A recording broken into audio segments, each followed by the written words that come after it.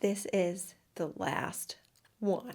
First of all, if you didn't see my post from last week, sorry that I didn't do a recap. I was really sick and I just didn't have it in me. That being said, I feel like there was a lot that I had to say that I didn't get to share, but we're going to make do with what we've got. I'm going to preface this by telling you that I am basically going to just like lead you through the recap in the same way that my thought processes were going on as the show was progressing. Otherwise, nothing will really make sense. So I want to start by saying that I was very shocked that Zach stayed last week. I thought Zach was going home. But as we know, I could not read their relationship this entire season. So why would I be right about it this time? Out of those remaining 4, he is the one that I just for some reason have like suspicions about. I don't fully trust him and I don't know why. But Brendan and Ivan, to me, that's where it's at. So this week we are at the amazing location of the resort again, where it's just a big old bubble. It's really been the most boring place. I'm very sick of it. But luckily this is our last instance here. And JoJo is back. I guess now we can say that they're friends. That's fair because she was there for 2 weeks and, mentored Tayshia. We've got girl talk again. Basic stuff. Tayshia might be falling in love with more than one person. JoJo here is preparing Tayshia for overnights because apparently overnights makes it a lot harder because JoJo took all her relationships to the next level at overnights. So that's what we're calling it now. Taking it to the next level. Also, did JoJo get lip injections? No judgment. Just looked like it. It's like a thing with the Bachelor people. Once they're done with the season, they all get lip injections. And I feel like maybe she had them. And like her top lip. Doesn't matter. Chris comes out with a first overnight date. And they're just coming out and saying it now, that it's an overnight date. No more like secret notes about going to a fantasy suite. No, like, hey guys, you're about to get it on with your lady. We left rubbers in the room. Why does it have to be all about? It doesn't have to be all about that. Come on. It's my mom talk. Okay. Ivan gets the first one-on-one and he is pumped. Maybe he's feeling good that he'll be the first one in, It's not appropriate, but I really feel like that's why he's excited. Then the 3 guys are just sitting there together and it's very uncomfortable. They never used to all be together at the start of Fantasy Suites. It's like after hometowns, they all go their separate ways and they don't see each other again until the rose ceremony. Now there's opportunity for like locker room talk, except they've all got the same girl. So Ivan's date. Tayshia says they're going to cool down. So they're taking an ice bath. I mean, what better way to prep the Johnson than to completely shrink it up inside of his body. And during this ice bath, they have to kiss. So even better prep. Apparently, they're doing another world record thing, which is another recycled date. Can't remember who did this one. It was like the world's longest on-screen kiss. Now it's the world's longest, coldest kiss. Really, you can make up anything and call it a record. It's just like sports statistics. They come up with the most ridiculous things. I personally have never taken an ice bath, and I never want to. I wanted to die just watching them in there. But, they're in the ice bath, their own individual ice bath, and they're kissing. And it looks very uncomfortable. Ivan looked like he was being tortured. Tayshia was cold, but eventually kind of, relaxed into it. Eventually, they kind of worked together and had, they warmed up. But it was weird that you can't, separate your lips at all. What if you start to drool? But anyway, so they set the record. Meanwhile, though, the second date card comes out and it goes to Zach, obviously, because Brendan went out and got the date card. I don't think we've ever seen somebody pick up the card and say, oh, it's for me. And you know what the date card says? Let's explore each other. Really? Can we tone it down at least just a little bit? Anyway, back to Tayshia and Ivan. Now, I always wonder on overnights, if she knew exactly who she was going to pick, would she tell them at this point, no cameras on them, totally in private? I feel like I would be like, hey, stick it out. We got this. I'm about to go do some inappropriate things with other men, but you're the one. Okay, so Ivan and Tayshia, they're sitting at dinner and talking, but probably because they have to. I think they've really got their sights set elsewhere. But he does tell her kind of that he loves her in a roundabout way. It's always, I'm falling in love. Maybe people don't understand what the word falling means. Or have you never fallen in your life? Once you are falling, that's it. If someone falls off a cliff, you're not getting back up. You just have to accept the fall. You're in love with her. So, but he set the stage well for tonight. And so now that all of that unnecessary talk is out of the way. They're ready for the fantasy suite. Now, Bachelor may not be trying to hide it anymore, but they did not give up the choose to forego your individual rooms card, nor do they give up the ancient key that never will go to any door except for like an old 1700s castle. And definitely not a camper, which is where Tayshia and Ivan were staying. But they go in, it's nice and cramped in there, shut the lights off, door closes, they do the thing. Then they wake up the next day and have some breakfast. When Tayshia comes out, she's not looking, how do I say this?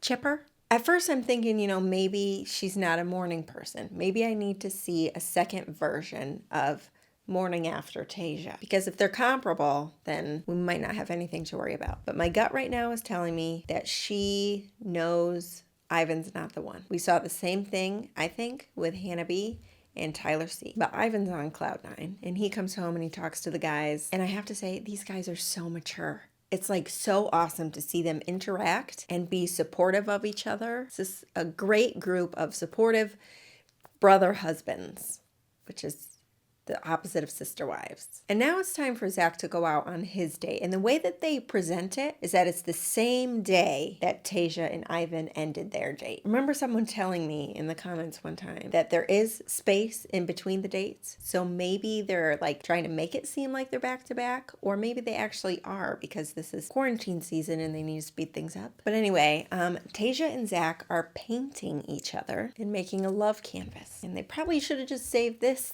for later on in the night, See, now they've got me involved in the nonsense. But I just gotta say, their canvas didn't look great. I would not hang it. But now it's dinner time, and you can tell that there is a very different dynamic here with Tayshia and Zach versus Tayshia and Ivan. Granted, Ivan and Zach are very different people, and people bring out different things in ourselves. But Tayshia with Zach is like smitten Tayshia. And Tayshia with Ivan was kind of, level-headed Tayshia. But she and Zach talk about having kids and how Zach originally didn't want to have kids and now he suddenly wants to have kids. And he's very confident in all of his answers. And this is part of the reason I feel a little suspicious about him, because I feel like he's probably a good liar and knows what women want to hear. I could be totally off. This is just like my initial gut feeling. Anyway, and he tells her he loves her. Like flat out, I love you, Tayshia. And then you know what she says? I love you too. And she is like head over heels the way that she's reacting. And to me, he's too calm and cool for this right now. I know that that's like how he is, but it was too much. Too cool. She says when he tells her that he loves her, it comes out very natural and sincere. And I feel like everything he says comes out natural. That's what's suspicious to me. Then they get their fantasy suite key and they go. And for some reason, they get like a nice room, spacious, a real bed. And when they wake up the next morning, they're like jumping on the bed. And remember when I said I had to compare morning after Tayshia with another morning after Tayshia? Well, it's like a complete 180. There's a clear change with Tayshia and Zach in the morning and Tayshia and Ivan. And I'm really happy for her, but I am feeling a little protective over her with Zach. Am I like super pale? I didn't cover the light. Apologies, hopefully now I'm in better color. But now it's Brendan's turn, the final man. Just so you know, Tayshia comes out in that red dress. Loved it. Favorite of the whole episode. And now their date is actually a group date. It's Tayshia, Brendan, and Neil Lane. And they're looking at jewelry, obviously. Some earrings, some bracelets, and then, of course, some wedding rings. And Brendan here is looking kind of nervous. But to be honest, he always looks kind of nervous. He also several times would like laugh and then go right to a straight face. Tayshia also says that she's feeling a disconnect, so there must be something a little more off than usual. But now it's dinner time, and there's like a tiny bit of tension in the conversation here right from the start. And Tayshia kind of starts it off by saying like, I think I could marry you. I picture that, but I have no idea how you feel. And he said that he felt the same, but this date apparently showed the gravity of the situation that he's in. And he opens up that it's been a struggle for him. And Brendan, he's getting emotional here, and it was making me so sad. But ultimately, he says that he still needs time for himself to grow and to heal, and that Tayshia deserves his whole heart, but his heart is not whole. poetic. Then Tayshia's so sad, understandably. She did not cry, but you could just see like heartbreak in her face. And it's just making me so torn because I'm like, Brendan, come on, man, don't make it to the top 3 and then realize you're not ready for this. That's not fair to Tayshia. But then I also like love Brendan and think he's a really great guy. It was just awful. And then Brendan leaves. I did not see this coming. I thought for sure he was going to be the winner. And their goodbye was so sad. Tayshia's crying, made me cry. And then I'm like thinking, oh, there's a preview of some guy that comes back. Maybe it's Brendan. And now Tayshia's really confused. So who better to call than Rachel Lindsay? Rachel's not my favorite. I'm just going to throw that out there. Just because she's super opinionated and very vocal about those opinions. I just don't think it's a great contribution to society. But they have a good conversation, and I think she leads Tayshia down a path of clarity. But I also think that this conversation happened later on. I think it was a post-production conversation that they needed to add in to tell a better story. Because Rachel asks if there's anybody that Tayshia is like thinking about that she had sent home. And then she brings up Ben. And we're kind of wondering, why does she think about Ben? Why is she missing Ben? Why? So now I'm thinking, oh, okay, so it's probably Ben that shows up at the door, not Brendan, which sucks. But now it's getting close to rose ceremony time, and both guys are feeling very confident, Zach and Ivan, and neither of them know that Brendan went home. Okay, and then we've got Tayshia in the black dress. Probably my least favorite. It's just everything that was going on here. It reminded me of that Halloween costume where Ellen DeGeneres is trying to be Nicki Minaj, you know.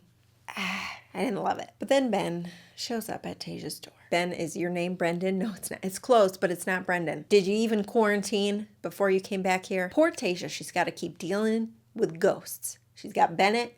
She's got Ben. But anyway, did anybody yet notice how huge Ben's hands are? They are huge. The point here, Ben shows up and he tells Tayshia that he loves her, which he wanted to do before but didn't, as we can recall. And now Tayshia is dumbfounded. And that is how we end the episode. And I could like talk about previews for the following episode, but I'm about to recap it right now. So we'll just get right into it. So finale. Well, we're back with Ben where we just left off. And Tayshia tells Ben that she truthfully has missed him, but also gives him crap for not sharing his feelings. You know, like he's giving her what she wanted before, and maybe now it's a little too late. But she does say that Ben can come to the rose ceremony. She doesn't know what she's going to do, but he can come to the rose ceremony. She's not nonchalant about it, though, because she's clearly not pleased. But then she kisses him out of nowhere, and it was passionate. Ben saying, "Is it okay if I give you a hug?" And then Tayshia freaking macks on him. Talk about mixed signals. Like, she better give him a rose now or else what the heck? And how is this going to go over with the other two guys? Well, they do not look happy. I felt kind of bad for Ben just because of the way that they reacted. They like wouldn't even look at him. Kind of cool, man. But hey, you know, he did come in and kind of shake things up a little bit. Then Tayshia comes out. She lets everybody know that it didn't work out with Brendan. And if I'm Zach and Ivan right now, I'm thinking like, are you kidding me? I could have had like a shoe and rose, and now this guy shows up. So now they're at risk again. So Tayshia picks up her first rose and then she puts it right back down. And that's never a good sign. And she says, "Ivan, can I come talk to you for a minute?" So my heart's starting to break a little bit here. I've been so nervous. Like, I kind of have always known she's not going to end up with Ivan. And so the thought of their breakup has kind of sort of crushed me. And I've been really worried about it. And here it comes. So she pulls him aside, and we find out here that they discussed religion on their overnight date, and they were not on the same page. And that was a big deal to Tayshia. So ultimately, because of that, she's sending him home. And Ivan is clearly very bummed about it, but I'm proud of him for not like trying to change his mind and say, hey, you know, maybe I'll go to church. I expected him to be a lot more brokenhearted than he was. Maybe he was and he just didn't show it. It was sad. Either way, I really liked him. She's not the one for you, Ivan. There is a lovely lady out there. I just know it. But now Tayshia comes back out and lets the guys know she just sent Ivan home. And Ben is like, thank God I decided to come back today. And now Zach's got to be feeling like, okay, so apparently if Ben never showed up, then I'd be the winner.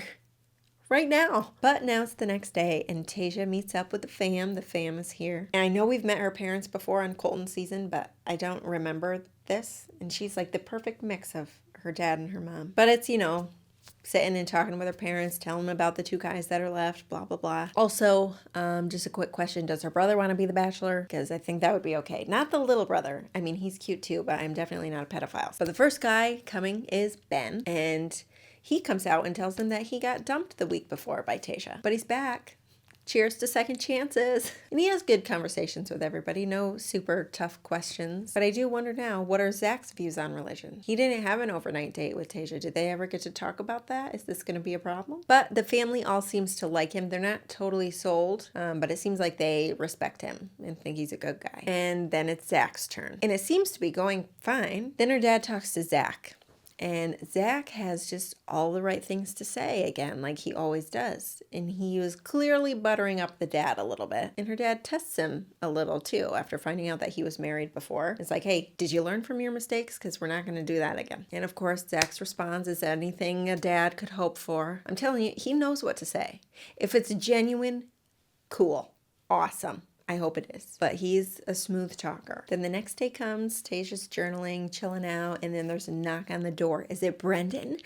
No, it's just her dad. He comes in just to check on her, see how she's feeling, and tell her to not make a mistake. He's not very specific about this either. Just like, we went down a bad road before, we don't want to do it again. Very understandable concerns. I think he was trying to bring her back down to earth, the bachelor's fantasy land, and he's like, hey, come down, make sure that you are confident in this decision. And I think that was good for her. Then she gets her final date with Zach, where they're doing wedding dance lessons, and she's kind of checked out at first, but then he reels her back in, and they end up having fun, and they end up doing the dance correctly the whole way through. I don't know if that's a sign of compatibility, but and then it's the end of the night, and they're just sitting and chatting, and Tayshia's talking about her concerns again, and Zach is turning on the charm, like always. He might be sincere, okay? But I need to raise my suspicions because that is who I am. And then she gets her final date with Ben. Actually, no, she doesn't, because she's about to send him the F home. We find that out because behind the scenes on the cameras, she's saying that her heart is just not with Ben. It's not the best for drama, but I always love when it's the final 2 and they go and they send the person home that they know they're not picking instead of bringing them out there and almost proposing. So Tayshia shows up to his room. She sits down and talks to him. And as she's going on and on about how great he is,